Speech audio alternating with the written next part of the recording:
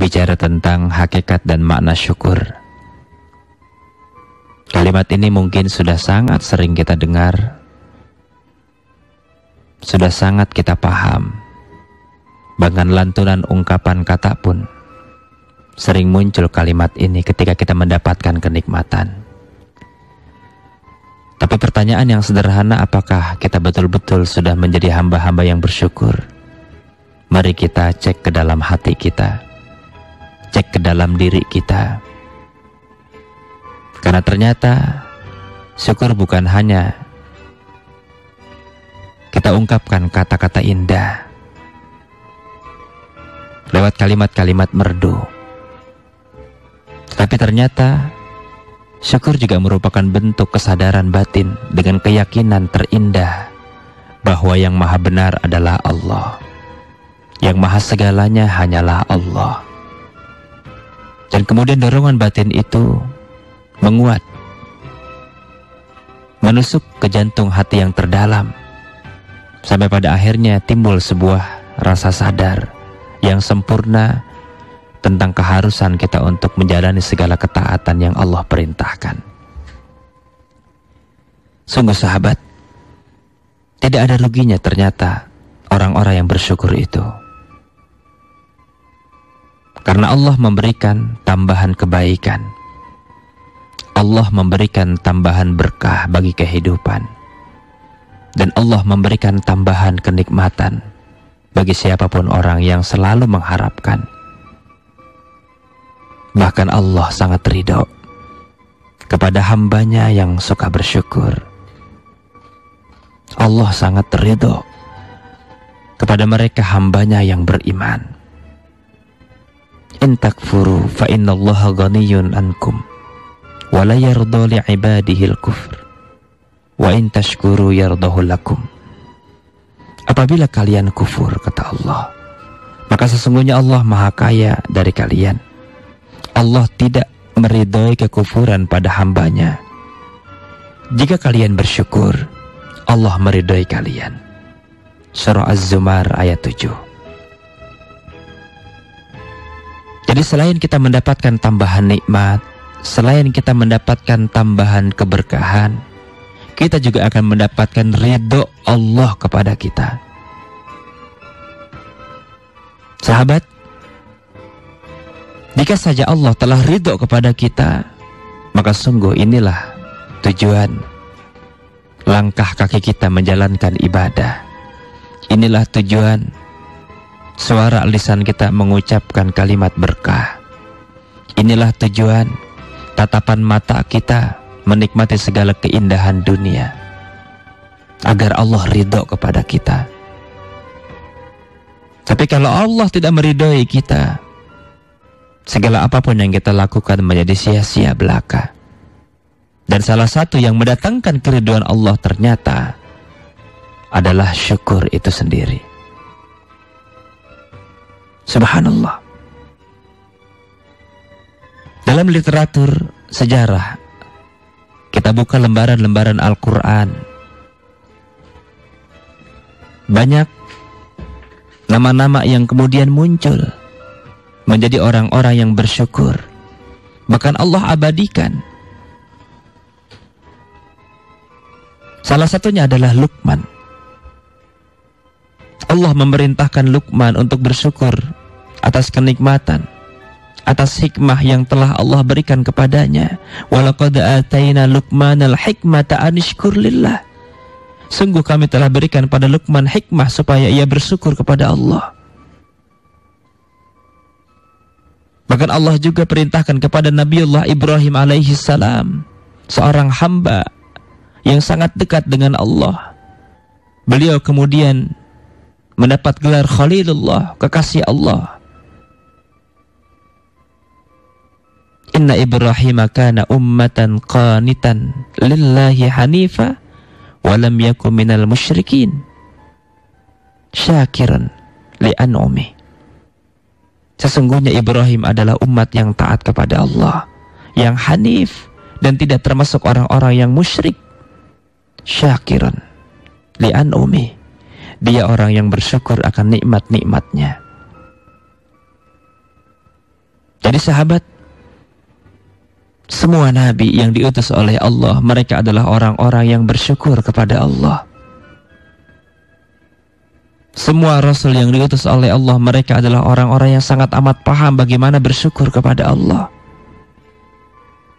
Dan mereka mengakui bahwa kenikmatan semua datangnya dari Allah. Mereka memuji Allah. Dan kemudian refleksi dari kebaikan mereka atau ketaatan mereka kepada Allah, mereka aplikasikan dalam kehidupan sehari-hari dengan berbuat baik kepada sesama manusia, berbuat baik kepada sesama makhluk. Dan tidak ada satupun kenikmatan yang mereka dapati dari Allah kecuali untuk menggunakan, memanfaatkan, selalu berada di jalan Allah Subhanahu wa ta'ala, dan tidak menggunakannya untuk berbuat maksiat di hadapan Allah. Sahabat, inilah yang kemudian kenapa orang-orang yang berharta dan kemudian dia bersyukur, hartanya terjaga. Inilah kenapa kemudian orang-orang yang punya dan dia bersyukur, apa yang dimilikinya terjaga. Bahkan ditambah-tambah terus oleh Allah. Tak pernah dikurangi. Karena memang barang siapa yang menggunakan hartanya untuk taat kepada Allah, itulah syukur atas kenikmatan yang Allah berikan. Dan itulah yang kemudian menjadi sebab Allah melanggengkan rezekinya, Allah menambahkan rezekinya. Jadi sahabat, mari kita sadari, mari kita pahami bahwa syukur bukan hanya ketika kita ucapkan dengan kalimat alhamdulillah, asyukurulillah. Akan tetapi makna syukur adalah menggunakan nikmat dalam rangka menyempurnakan hikmah yang dikehendaki, yakni taat kepada Allah Subhanahu wa ta'ala. Allah menjanjikan orang yang taat, orang yang beriman, orang yang berbuat baik akan senantiasa mendapatkan rezeki yang baik dan banyak. Bahkan mereka akan mendapatkan ampunan dari Allah atas dosa-dosa yang pernah dilakukan. Allahu Akbar. Falladzina amanu wa amilus solihati lahum magfiratu wa rizqun karim. Orang-orang yang beriman dan melakukan berbagai kebaikan, maka baginya ampunan dan rezeki yang baik. Jadi sahabat, inilah satu ukuran. Seandainya Allah berikan kita banyak kenikmatan, kemudahan mencari harta, atau banyaknya harta itu sendiri, kita memiliki kekuasaan untuk menjabat, mendapatkan amanah jabatan dengan upah yang tidak sedikit. Allah berikan kita anugerah tinggal di sebuah rumah mewah. Allah berikan kendaraan. Jadi cara kita mensyukuri semua kenikmatan itu adalah bawa apa yang kita miliki untuk senantiasa taat kepada Allah. Bawa apa yang kita miliki untuk senantiasa mendekatkan diri kepada Allah. Bawa apa yang kita miliki untuk senantiasa melakukan sesuatu yang disukai oleh Allah.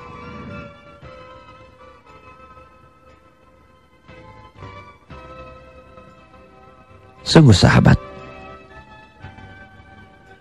tidak ada contoh terindah dalam hidup ini, tauladan terbaik dalam hidup ini, kecuali Rasulullah Muhammad SAW. Beliau diberikan oleh Allah anugerah kenikmatan yang begitu banyak, tapi beliau senantiasa bersyukur kepada Allah. Hingga satu saat ketika istri tercinta Ummul Mukminin Aisyah radhiyallahu an berkata, Rasulullah SAW jika ia melaksanakan sholat sampai-sampai kedua kakinya bergetar. Aisyah pernah menyampaikan sebuah ungkapan kepada Rasulullah, wahai Rasulullah, mengapa engkau melakukan itu? Sedang dosamu telah diampuni oleh Allah, baik yang lalu maupun yang akan datang. Rasulullah SAW dengan ungkapan yang penuh dengan kearifan berkata, wahai Aisyah, apa tidak boleh aku menjadi hamba yang sangat bersyukur? Subhanallah. Jadi apa yang dilakukan oleh Rasulullah dengan ketaatan seluruhnya dalam rangka untuk bersyukur kepada Allah. Karena Rasulullah merasa tidak ada kenikmatan kecuali saat ia dekat dengan Allah. Tidak ada kebaikan kecuali saat ia dekat dengan Allah. Inilah satu bentuk dari perilaku Islami. Kalau kita ingin mendambakan kehidupan yang lebih baik dari apa yang kita rasakan saat ini, hanya satu caranya, agar kita betul-betul bersyukur kepada Allah dengan apa yang sudah kita miliki. Alhamdulillah, jika hari ini kita sudah memiliki keluarga. Alhamdulillah, jika hari ini kita sudah memiliki tempat tinggal. Alhamdulillah, jika hari ini kita sudah memiliki anak, tetangga, sahabat. Dan jangan pernah kita nafikan keberadaan semua kenikmatan itu dengan kita hilangkan, atau kita hilangkan dengan melakukan atau melupakan hal-hal yang lain. Karena kita mendapatkan cobaan, ujian yang begitu banyak. Saat kita berbisnis, bisnis kita menjadi hancur. Saat kita berkeluarga, rumah tangga kita pun menjadi kabur. Sungguh masih banyak sesungguhnya kenikmatan yang Allah berikan dibandingkan dengan ujian-ujian yang telah Allah datangkan itu.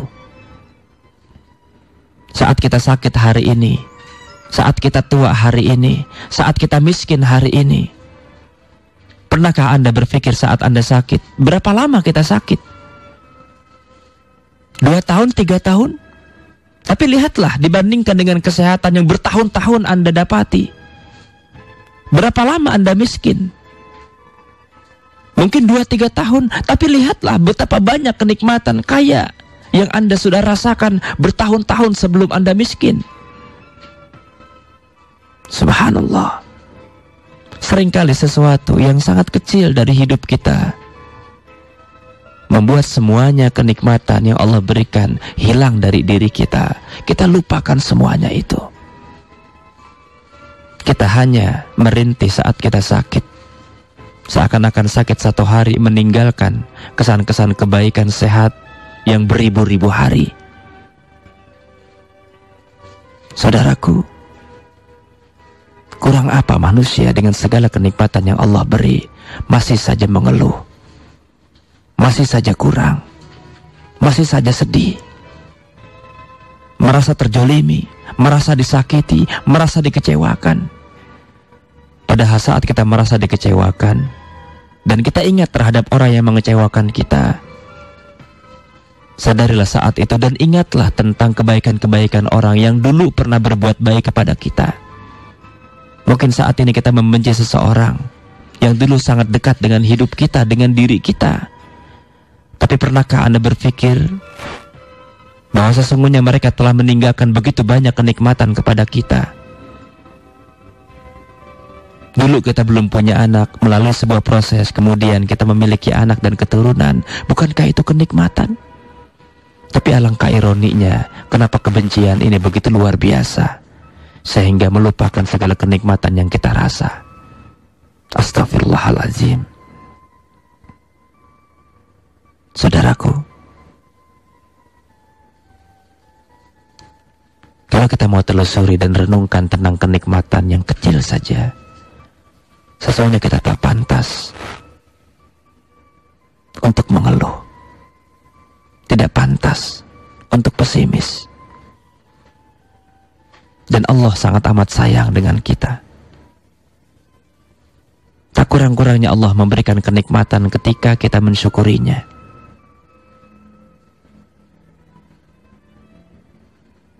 Sahabat, kalau saja Rasulullah tak melakukan sholat malam hingga kakinya bengkak, kalau saja Rasulullah tak melakukan saum sunnah pada waktu-waktu tertentu, maka sesungguhnya telah sempurna bagi diri beliau. Tapi terasa kurang rasanya ibadah, terasa kurang rasanya sedekah, terasa kurang rasanya beribadah. Sebab memang ibadah ini hanyalah terkait kemauan dan keinginan kita untuk menjadi hamba-hamba yang bersyukur kepada Allah Subhanahu wa taala.